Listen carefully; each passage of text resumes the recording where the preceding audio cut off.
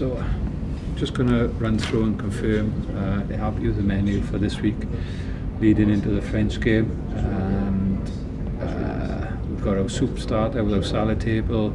A chicken tagine, again light, but I've added some pumpkin and some chickpeas in there, some extra nutrition. Sweet potato mash and a couscous, a nice Moroccan style couscous again with some seeds and nuts. Sounds good. Bit of a heavier soup. Yeah. Lamb broth with some pearl barley and vegetables in there. Okay, yeah, that went down well last time. Nice. Just to vary it up a little bit. Yeah. Obviously with a nice mixture of vegetables and I'll make a cheesecake, protein cheesecake or... Sweet.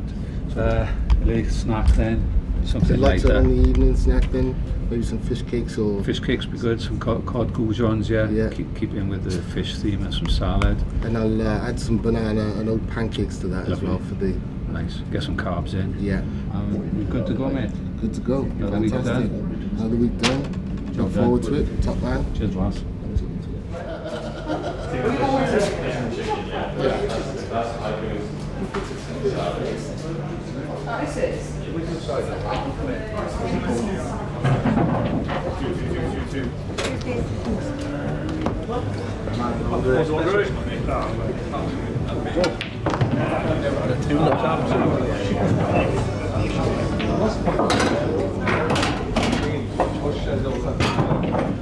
Today we have we'll have a lamb and pearl barley broth.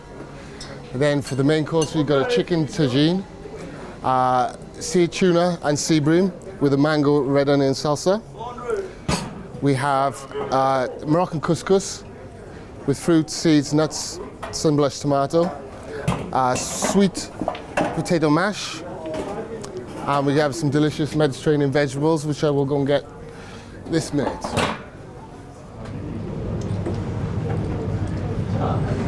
So some beautiful, colourful Mediterranean roasted vegetables.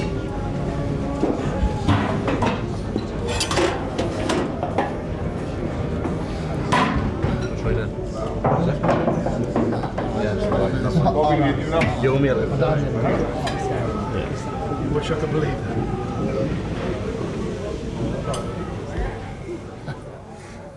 Roast chicken breast, Caesar salad, build your own, and a selection of wonderful delights on the salad station as well. How's it looking at? Thank you very much. I'll pay you later. On a typical meal, I would go through about 20 kilos of meat. That's a mixture between fish and meat, often chicken or beef. A load of vegetables, probably 10 kilos of potatoes, and rice and noodles, wherever I choose to obviously complement the protein we're cooking. George's favourite food, he likes a lamb stew. George, mint sauce. He's a very good eater actually. The boys, all of the boys are very good eaters. I wouldn't say they're foodies, but they enjoy a variety of food. Yeah, so on a weekly basis, we will know what the training schedules are, and then the food will be based upon those training schedules, which would, whether it be a light meal or an evening heavier meal, so I'll liaise with John on a weekly basis. We'll talk through the training schedules, the dietary requirements, and then we'll go through there. We'll talk, obviously, my experience and the varied knowledge of foods and John's requirements for nutrition.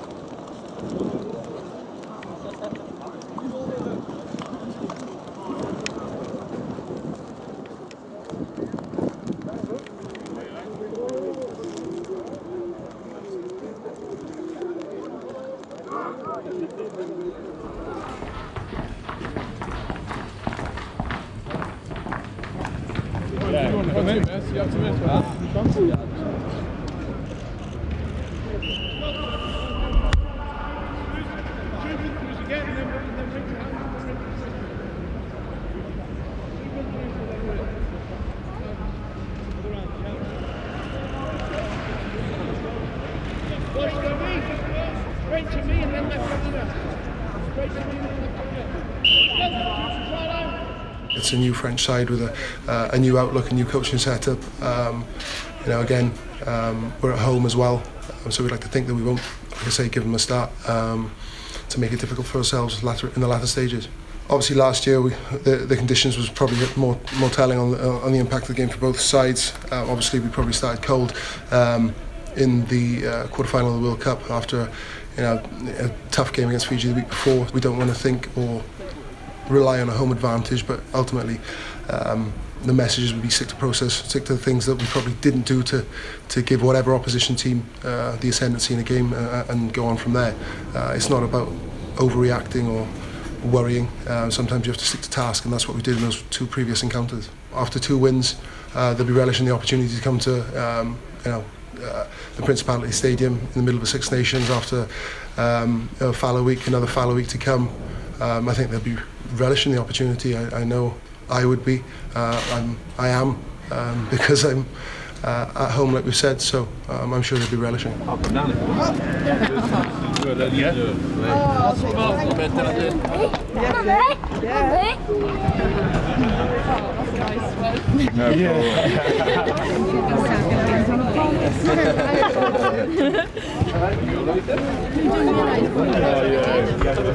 Thank you. Thank you very much. Oh, I don't know. Great, thank you. Great, thanks so much. Mr. Jones, can you...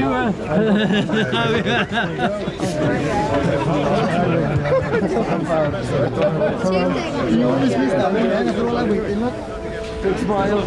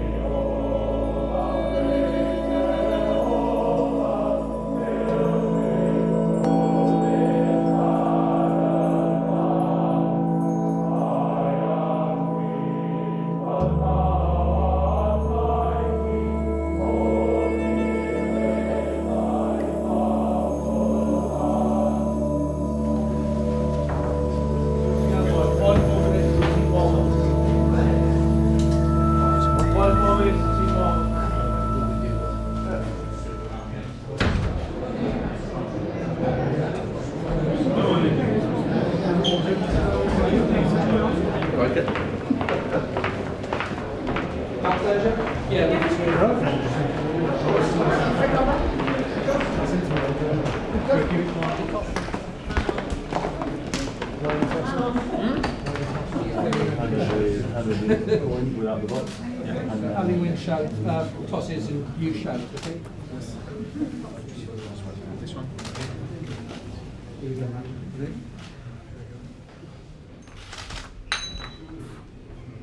I haven't been out yet. I know there's no condition sessions. Decision after. Yeah, as soon as I let you know. Thank you.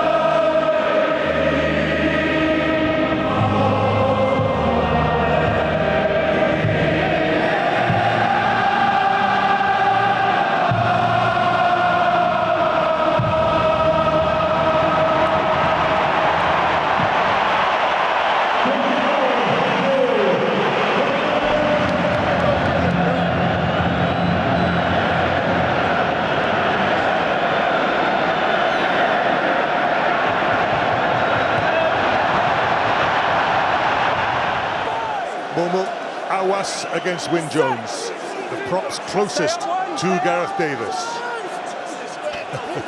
It's solid for Wales. That's a good start when it comes to settling the war of words. No loss now! Ken Owens, the hooker.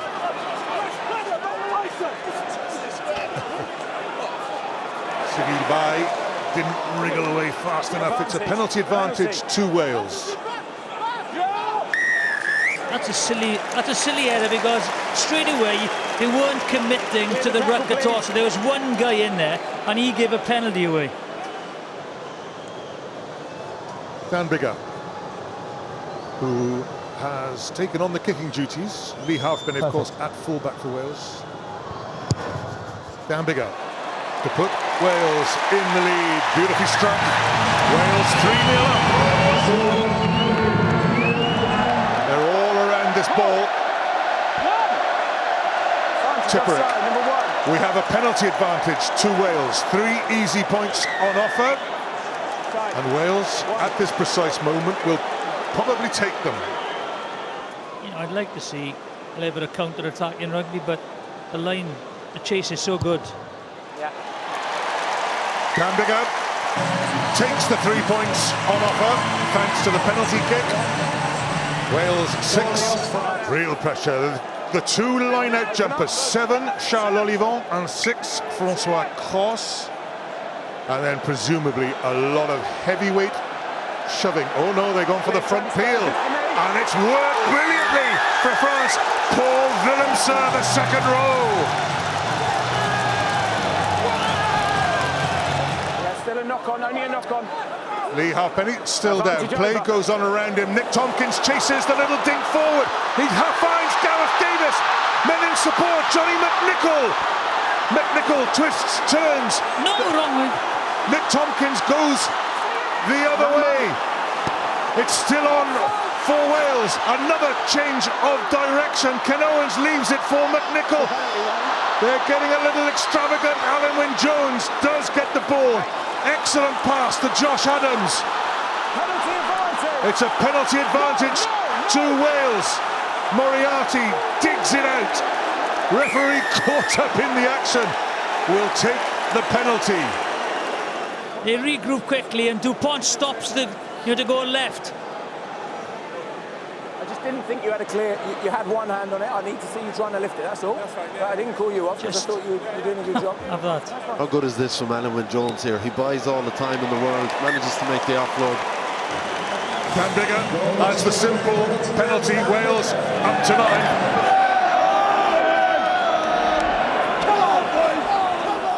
A lot of forwards out here. Ken Owens is the last one. Outside him, Johnny McNichol, one-on-one. McNichol, held by Vakatawa, gets the pass away. It's dropped. And the half will end. But we have an absolute cracker on our hands in Cardiff. 17 points for line. What a match, what a physical game.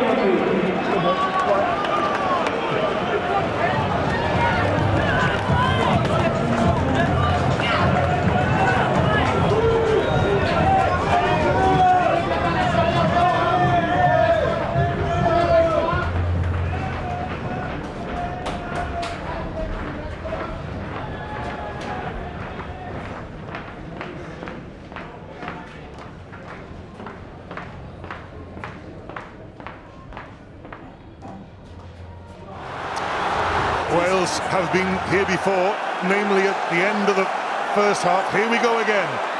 Other end of the field, but second half. Wales try a little front peel. How Ball is available. controlled is the ball? It's there for Gareth Davis. 8. Ken Owens. Onside. Gareth Davis pushes players infield. The captain takes it on. No hands, lost. Falatau with a pickup and the ship on, and Wales are at the line but not yet over it. Davis again. Ken Owens waits, goes in low, still not there. Davis again. Hadley Park's arrived at pace. Dylan Lewis for the line. The prop scores his first try for his country.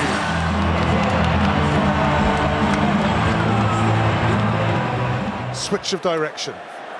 Ross Moriarty.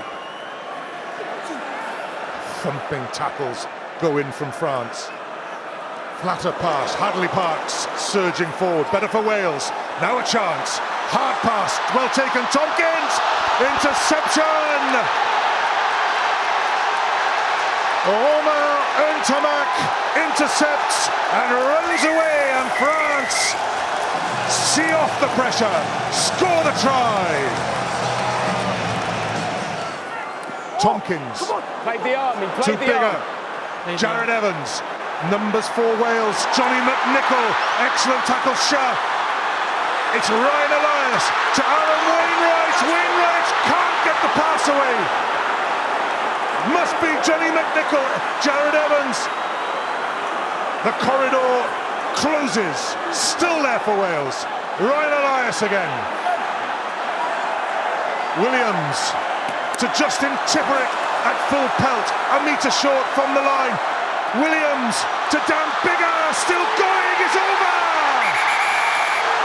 shot. Did he ground the ball? Matthew. Okay, Graham. Yeah, he clearly regathers the possession and grounds the ball. So it's a try. You may award the try. He never loses possession clearly, so we can stick with our on-field decision. Very quickly, the decision is made. It's a 7-pointer for Wales. They're up to 23 points.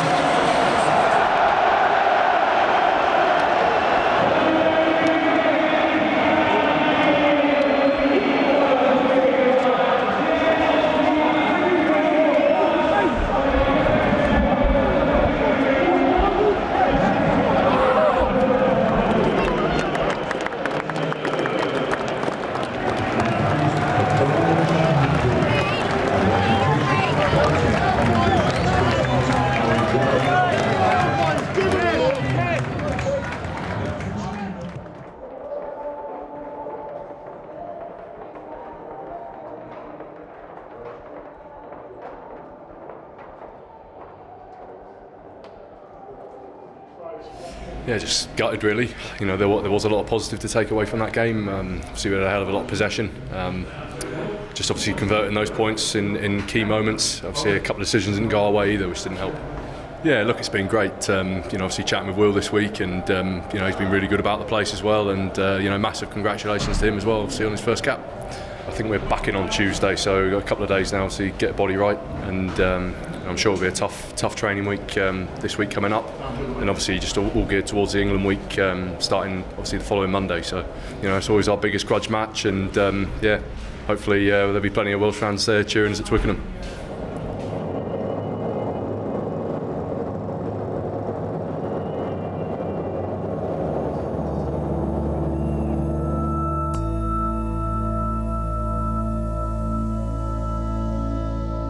Yep, massive day. Very proud. The day I'll remember for a long time. My Welsh family are here today. My dad's Welsh, born and brought up here. Moved to England when he was 18, and then I was brought up there. Lived in England, but felt calling back to Wales for rugby the whole way through. I just pointed out that through many of the years that we watched rugby on television, Wales clearly played a more attractive game, and then, you know, this stadium is an incredible stadium and much better place to play rugby than Twickenham. So it was an obvious choice, it always seemed to me. But of course I never put too much pressure on him, obviously. And it's just worked out in a very, very, very, very good way.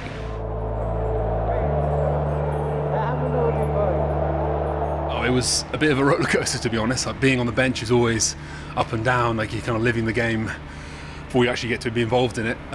So I was actually a bit relieved when they kind of give you the nod and say you're going on.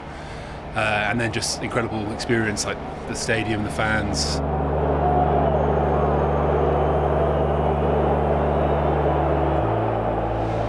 The Welsh do two things really well, apart from rugby. They sing and they cry.